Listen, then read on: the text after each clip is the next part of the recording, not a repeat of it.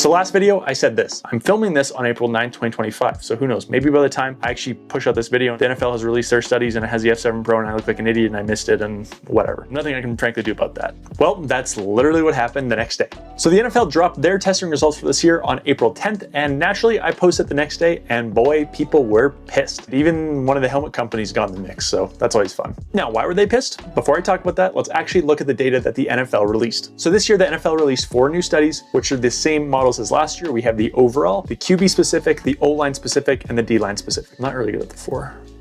Now, the reason for different tests is because they're getting to the point where they want to test different types and levels of impact for different positions. So like the overall test is something everyone goes through. I think it's like 9.8 meters per second is what they test helmets kind of hitting at, where the QB ones, they'll focus more on impact at like the back of the head from you hitting your head on the ground. And then the O-line one, they'll focus more on like head right here because you're pushing into guys right in front of you. So that's generally the reason why they've started to create more tests that are position specific. Now, I can't actually say any of this for certain because with these tests, the NFL is super hush-hush about who knows and how they work. So can't actually back any of this up, but I got some good sources. So to start, the overall test had the Riddell Axiom 3D at number 1. And the newcomers being the Visus O2R and the F7 Pro models took spots 2, 3, and 4. And then there's also 2 new helmets on this year being the Light Apache, which we talked about a couple months ago, and the Light Gladiator Thunder, which is a new model I've never even heard of. All right, next is the QB specific testing. We have the Visus O2 at number 1, the new Light models at 2 and 3, the Axiom 3D at 4 and 5, and the F7 Pro at 6 and 7. Next is the O-lineman test, and this one didn't change much. We have the trench still at the top with the new light helmets kind of added to the mix. And the D-line test has the same basic top 5 or 6 as the O-line test, just in a slightly different order. All right, now with that out of the way, why is everyone mad at me, including the helmet manufacturers? Straight up because I misrepresented the data. Even though I put in the description of the post what I was going to do, and I put the raw data on the second half of the slides, clearly no one read it, and I still technically did what I did. Now, I don't like the term of I misrepresented the data. I'm preferring to say I simplified the data to be grouped under each helmet platform, which is true. So the example most people are mad about was with Riddell, and frankly, a lot of people just give Riddell flack these days, so they just chose that one to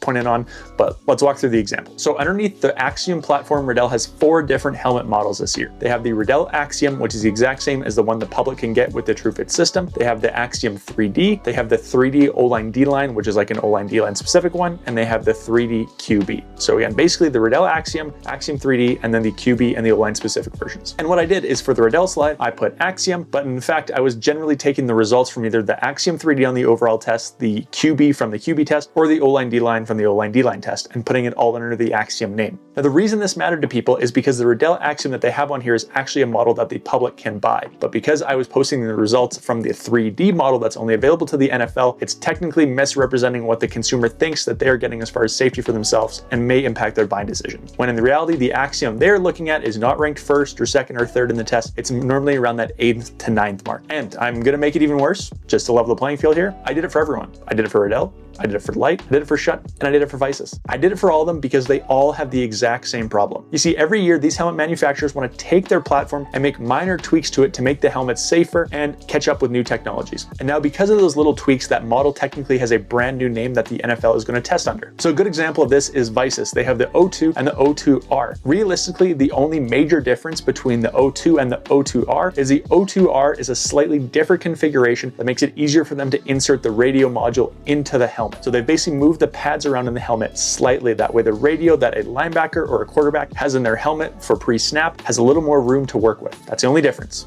at least to my knowledge. Now, because of that, although the safety rating should be relatively similar, that has now created a brand new model of helmet that has to be tested. Now, in theory, this is good, right? Every year, the NFL player is now getting access to something that's a little bit safer than last year, and we're seeing steps of progression yearly, not like the way it used to be where you'd see one helmet one year, and then it'd be like 7 years before a new helmet came out. Now, all the companies are making changes yearly, which is good, but it doesn't help the actual consumers that buy these helmets. Now, though it helps the NFL players, it actually hurts the consumers who make up the majority of these helmet manufacturers' business. So because I already picked on Riddell and showed that the Axiom and the Axiom 3D are very far apart as far as safety ratings go, let's look at Visus again. I'll pick on them. Under the O-line study, Visus has 6 different helmets listed, 4 just for the trench as well. Under the O-line D-line study, Visus has the Visus 02 Trench LP Matrix ID, the Visus 02 Trench 2024, the Visus 02 Trench LP Matrix ID 2024, Visus 02 Trench LP 2024, Visus 02R Matrix ID 2025, and Visus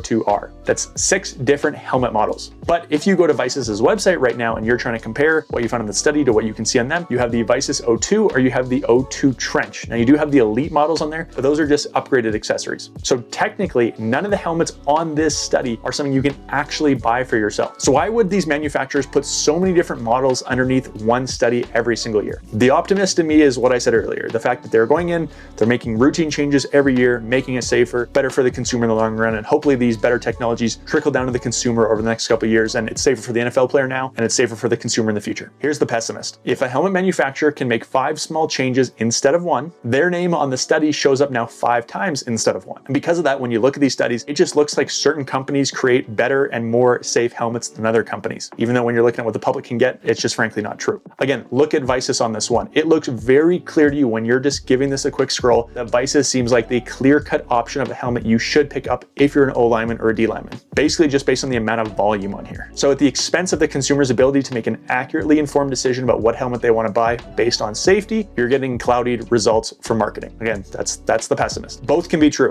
by the way. Optimist and pessimist can both be true here. It's not one or the other.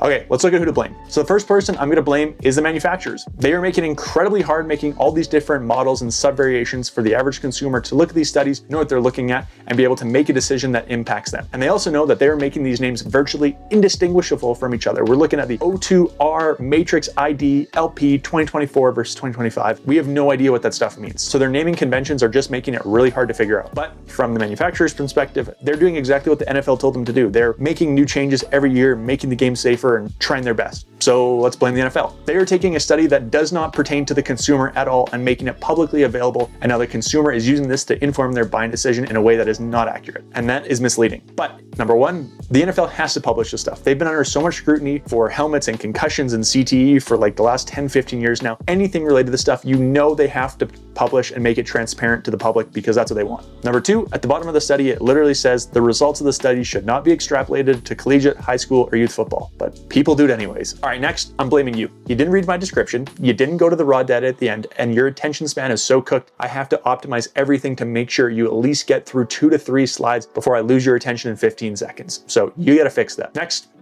last person blames me. I made the post. I put the raw data at the back because I knew if I put the raw data on the front end of the post, more people would click away faster and I wouldn't get the engagement I wanted from the post. And I put the photos at the front that had the big, bright, bold text that I knew would get people's attentions with the 1s and 2s, and I knew what I was doing when I made that layout. And I chose to put it by helmet platform because it made the data neat and tidy, or to actually sacrifice the overall data that lives underneath it. But because there's so many different helmets now and Instagram's limit to like 20 posts on a carousel, I couldn't even put every helmet by its actual model even if I wanted to, so no good options here. So how do we fix this? You don't use the NFL stuff when you're trying to inform your buying decision. You wait for Virginia Tech to release theirs because those are the actually publicly available models, and you use their study instead of the NFL's to help inform you. Until then, leave me alone. Comment down below who you think's at fault. If you put me, I'll probably delete the comment. See you next time.